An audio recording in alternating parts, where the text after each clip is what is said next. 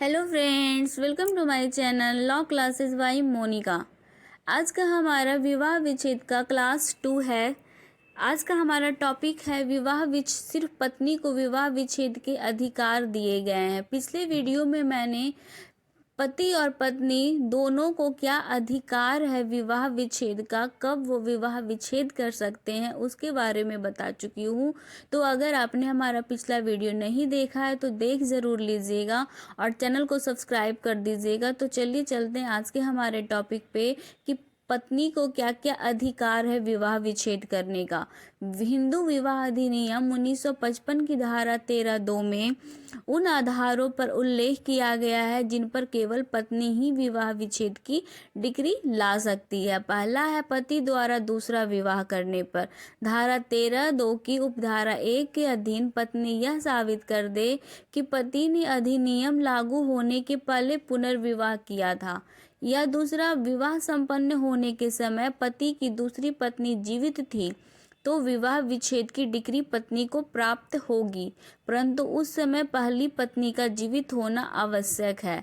यदि पत्नी ने दूसरी शादी की है और पहली पत्नी जीवित है तो दूसरी पत्नी को यह अधिकार है कि वह विवाह विच्छेद के लिए याचिका दायर कर सकता है, या पहली पत्नी जो है, अगर पति दूसरा विवाह कर लिया है तो पहली पत्नी जो है वो याचिका दायर करके विवाह विच्छेद की डिक्री पा सकती है। दूसरा है पति द्वारा अप्राकृतिक मैथुन का अपराध। यदि पति ने अननेचुरल मतलब वो नेचुरल सेक्स नहीं है उसका अपराध किया है, धारा 13(2) की उपधारा 2 के अधीन यदि पति ने विवाह संपन्न होने के बाद बलात्कार का अपराध किया है, गुदा मैथुन का अपराध किया है, पशुगमन का अपराध किया है, तो पत्नी जो है वो पति से तलाक की डिक्री प्राप्त कर सकती है। एक होता है नेचुरल सेक्स, एक होता है अननेचुरल सेक्स, जिसमें बलात्कार, गुदा मैथुन, पशुगमन ये सब आते हैं। तो अगर इन तरीकों से अगर उसका सेक्स हुआ है तो पत्नी जो है वो पति से तलाक की डिक्री प्राप्त कर सकती है। पत्नी को यह अधिकार हो जाता है कि वह पति से तलाक ले सकती है यदि वह अननेचुरल तरीके से वह सेक्स नहीं करना चाहती और पति उसके साथ ज़बरदस्ती सहवास कर रहा है, उसके साथ सेक्स कर रहा है, तो पत्नी जो है यह अधिकार मिल जाता है कि वह पति से इस आधार पर, इन तीनों आधार पर तलाक वो ले सकती है। तीसरा है भरण पोषण की डिक्री। धारा 13(2) की उपधारा 3 के अधीन पत्नी जो है वो पति के विरुद्ध विवाह विच्छेद की डिक्री ला सकती है यदि पति के विरुद्ध पत्नी के भरण पोषण की डिक्री या आदेश पारित हुआ हो। ऐसी डिक्री या आदेश हिंदू दत्तक तथा भरण पोषण अधिनियम 1956 की धारा 18 के अधीन पारित हुआ हो और दंड प्रक्रिया संहिता 1973 की धारा 125 के अधीन पारित हुआ हो।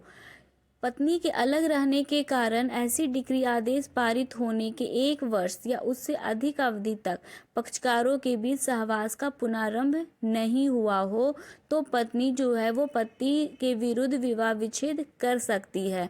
और पति जो है वो भरण पोषण, अगर पति छोड़ दिया है, पत्नी भरण पोषण की डिक्री अगर याचिका दायर करती है तो उसको पति को यह भरण पोषण करने का आदेश मिल जाता है कि वह पत्नी का भरण पोषण करे। चौथा है यौवनावस्था का विकल्प। धारा 13(2) की उपधारा 4 के अधीन पत्नी निम्न आधार पर विवाह विच्छेद याचिका प्रस्तुत कर सकती है यदि 15 वर्ष की आयु के पूर्व विवाह संपन्न हुआ हो और 15 वर्ष, दूसरा है 15 वर्ष की आयु पूरी करने के बाद और 18 वर्ष की आयु पूरी करने के पहले विवाह को निराकृत कर दिया गया हो। तो ये है यौवनावस्था के विकल्प कि 15 वर्ष की आयु के पूर्व विवाह संपन्न हुआ हो तो पत्नी को यह अधिकार है कि वह पति के विरुद्ध विवाह विच्छेद याचिका प्रस्तुत कर सकती है और 15 वर्ष की आयु पूरी होने के बाद और 18 वर्ष की आयु पूरी होने के पहले विवाह को निराकृत कर दिया गया हो।